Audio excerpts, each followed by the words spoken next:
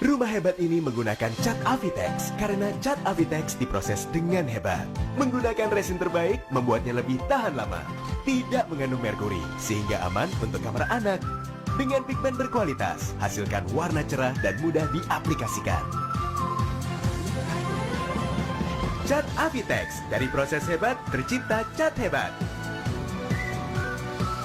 Cat Avitex, cat kebanggaan orang hebat. Di balik jernihnya air Le Mineral, terkandung anugerah mineral. Le Mineral, kesegaran khasnya terjaga. Iya, Le Mineral segernya beda. Kayak ada manis-manisnya. Le Mineral, terasa segarnya, terlindung mineralnya. Kejujuran adalah hal yang paling berharga. Lebih enak. 100% original blend, freshly packed, right temperature. Ya Top Coffee. Top Coffee gak ada tandingannya, swear. Satu pilihan kopinya. Top Coffee. Saatnya bicara jujur. Berani. Dari Wingsfood. Tolak Linu Herbal.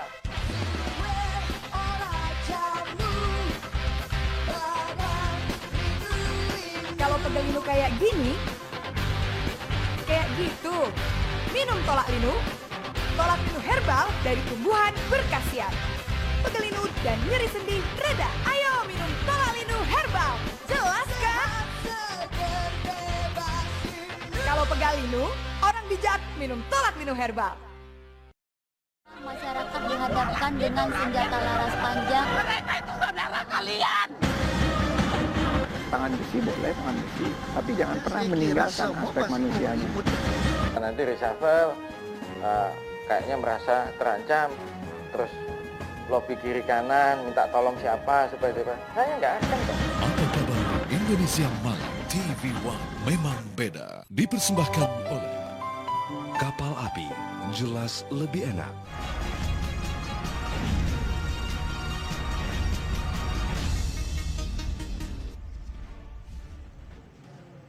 Hari ini menjadi hari terakhir pendaftaran bakal calon Ketua Umum Partai Golkar yang dibuka Komite Musyawarah Nasional Luar Biasa yang akan digelar pada 15 Mei mendatang.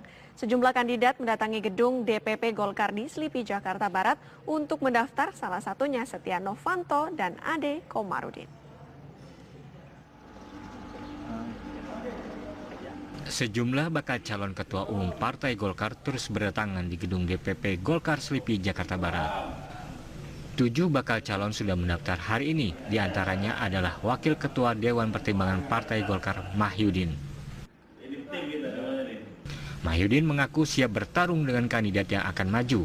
Sejumlah persyaratan calon Ketua Umum telah diserahkannya, termasuk iuran yang diisyaratkan untuk setiap kandidat.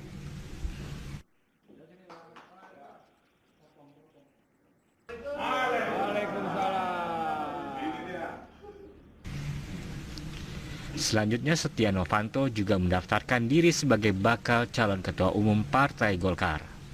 Ketua fraksi Partai Golkar di DPR ini juga menyatakan akan berkonsentrasi penuh untuk membesarkan Partai Golkar jika ia terpilih nanti. Jadi partai yang kuat, solid, dan demokrasi.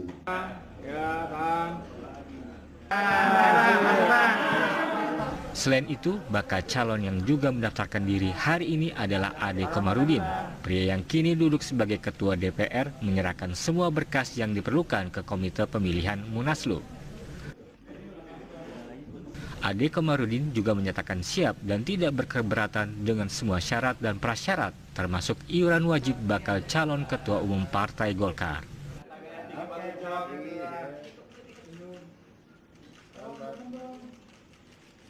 Biar kita akan disebut sewenang-wenang. Sementara itu, Syahrul Yassin Limpo yang didampingi tim sukses bersama Ustadz Maulana langsung menyerahkan berkas. Gubernur Sulawesi Selatan tersebut mengungkapkan optimismenya untuk maju dalam bursa persaingan Caketum Golkar.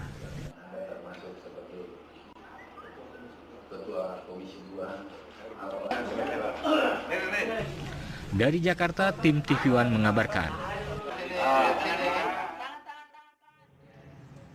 Kita beralih ke kabar lainnya, pemirsa, pasca moratorium akibat gaduh suap reklamasi Teluk Jakarta, sejumlah menteri meninjau pembangunan di Pulau Reklamasi khususnya di Pulau C dan Pulau D. Dari hasil peninjauan ini, mereka menemukan sejumlah pelanggaran khususnya untuk AMDAL dan izin pembangunan atau IMB. Reklamasi Teluk Jakarta yang beraroma suap sempat membuat banyak pihak terperangah dan tertarik mencermatinya hingga kegaduhan sempat tak terbendung. Pasca moratorium, sejumlah menteri melakukan peninjauan ke lokasi reklamasi. Para menteri yang hadir adalah Menko Kemaritiman dan Sumber Daya, Rizal Ramli, Menteri Kelautan Susi Pujiastuti, dan Menteri LHK Siti Nurbaya Abu Bakar. Rombongan mengkhususkan peninjauan ke Pulau C dan D yang dikembangkan anak perusahaan Agung Sedayu Group PT Kapuk Naga Indah. Tidak bagus kalau reklamasi itu didrive atau dikendalikan oleh swasta. Swasta yang atur mesti begini, bikin peta sendiri, rancangan yang udah ada di luar rancangan, dan sebagainya.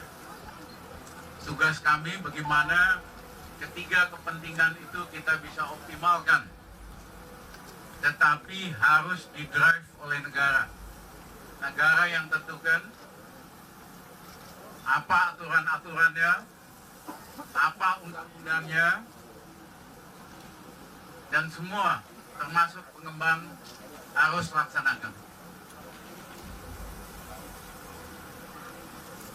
Kalau enggak mau jadi apa negara kita kalau semua diatur oleh swasta, swasta bikin peraturan sendiri, aturan sendiri, ya bisa seenak-enaknya. Negara yang tentukan aturannya, kita enforce itu. Lalu bagaimana tanggapan pengembang tentang kondisi pulau yang tidak sesuai dengan perencanaan? Kami menganut mazhab Eropa.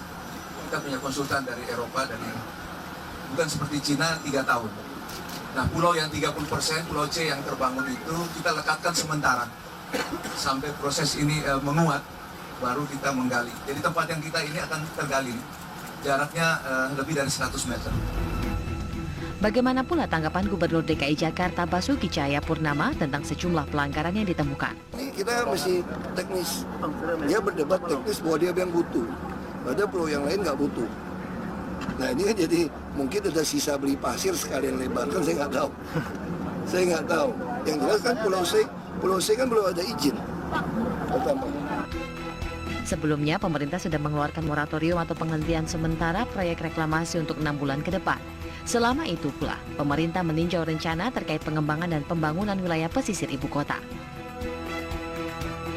Tim TV One mengabarkan.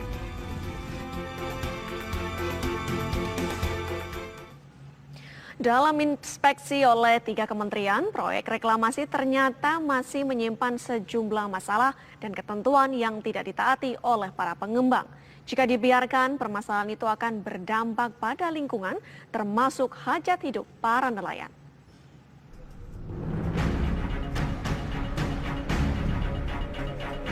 Pemerintah pusat menghentikan proyek reklamasi Teluk Jakarta karena Pemprov DKI Jakarta belum melengkapi sejumlah dokumen perencanaan reklamasi. Dokumen itu diantaranya Rencana Tata Ruang Laut Nasional beserta kajian lingkungan hidup strategis. Dalam inspeksi 3 menteri ke Pulau Reklamasi, Kementerian Lingkungan Hidup dan Kehutanan mendapati pihak pengembang dan Pemprov DKI Jakarta tidak mengkaji dengan baik sejumlah situasi di lapangan. Proyek reklamasi dianggap tidak mengkaji potensi persediaan air bersih di pulau-pulau buatan. Begitu juga dengan kegiatan-kegiatan vital kabel gas dan sebagainya yang sudah lebih dulu berada di dalam laut. Persoalan banjir juga dianggap belum berdampak penting, dan selain itu kebutuhan bahan urukan juga harus dihitung dengan baik. Proyek reklamasi juga dianggap kurang sigap menanggapi keberatan PLTU Muara Karang dan Tanjung Priok yang berpotensi mengganggu penyediaan listrik.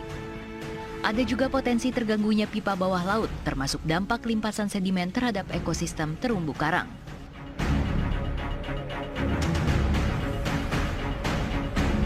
Sementara itu, Menteri Kelautan dan Perikanan menyoroti dampak Pulau C dan D yang menyatu. Kondisi itu dianggap bertentangan dengan ketentuan reklamasi, yakni wajib berjarak 300 meter antar pulau reklamasi. Selain itu, pulau reklamasi juga harus berjarak 300 meter dari daratan dan harus memiliki kedalaman 8 meter ke bawah laut. Jarak tersebut dimaksudkan agar ada kanal pemisah untuk memberi jalan pada nelayan sekitar dan daerah tangkapan ikan. Pembuatan pulau reklamasi juga tidak boleh mengganggu arus laut sehingga tidak ada gangguan lingkungan alam. Apa yang telah terjadi tidak betul, kita akan bereskan supaya ini tidak menjadi satu gangguan lingkungan baik untuk alam itu sendiri maupun untuk para semua stakeholdernya supaya didapatkan pembetulan sehingga reklamasi ini tidak menimbulkan dampak-dampak negatif lainnya. Sebelum meneruskan proyek, Pemprov DKI Jakarta akan menunggu izin AMDAL dari Kementerian Lingkungan Hidup dan Kehutanan dan akan memberlakukan denda terhadap pengembang yang menyalahi aturan AMDAL. Dari Jakarta, Fahmi Dwi Sutrisno, TV One mengabarkan. Rencana penataan Kampung Luar Batang Penjaringan Jakarta Utara menuai protes dari warga setempat. Wakil Gubernur DKI, Jarod Saiful Hidayat, ingin mendengarkan tuntutan dan keinginan warga secara langsung. Hingga saat ini, penataan Kampung Luar Batang hingga berujung penggusuran permukiman warga oleh Pemprov DKI Jakarta menuai protes dari warga setempat. Terakhir, Sekretaris Daerah atau Sekda Pemprov DKI Jakarta yang datang ke Masjid Luar Batang untuk berdialog beberapa waktu lalu pun ditolak oleh warga. Wakil Gubernur DKI Jakarta, Jarod Saiful Hidayat pun berupaya menengahi konflik ini yang akan mendengarkan langsung tuntutan dan keinginan dari warga setempat. Pada tanggal 11 April 2016 lalu, Pemprov DKI Jakarta telah menggusur permukiman warga di Kampung Luar Batang, yaitu Kampung Akuarium dan Kampung Pasar Ikan. Ya, saya pikir nanti kalau perlulah saya akan datang ke sana, tapi diam-diam secara pribadi begitu ya, untuk menjelaskan dan mendengarkan sebetulnya, mendengarkan apa sih yang diinginkan oleh warga. Kalau misalnya warga tidak mau menjual? Oh, belum juga. Kalau nggak menjual ya nggak apa-apa toh, itu kan hak juga warga. Tapi kami ingin mendengarkan. Saya tidak yakin kok warga tidak mau ditata yang baik, diatur yang baik ya. Jadi kita coba nanti akan kita dengarkan apa aspirasi mereka ya. Kemacetan panjang melanda jalur utama mudik. Kabar selengkapnya akan kami hadirkan sesaat lagi.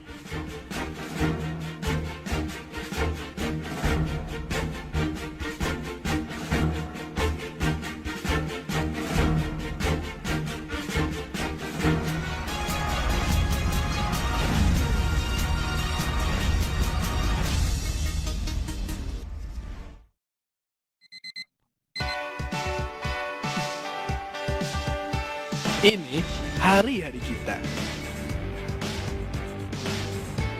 Selalu ada waktu buat jalanin hari bareng teman.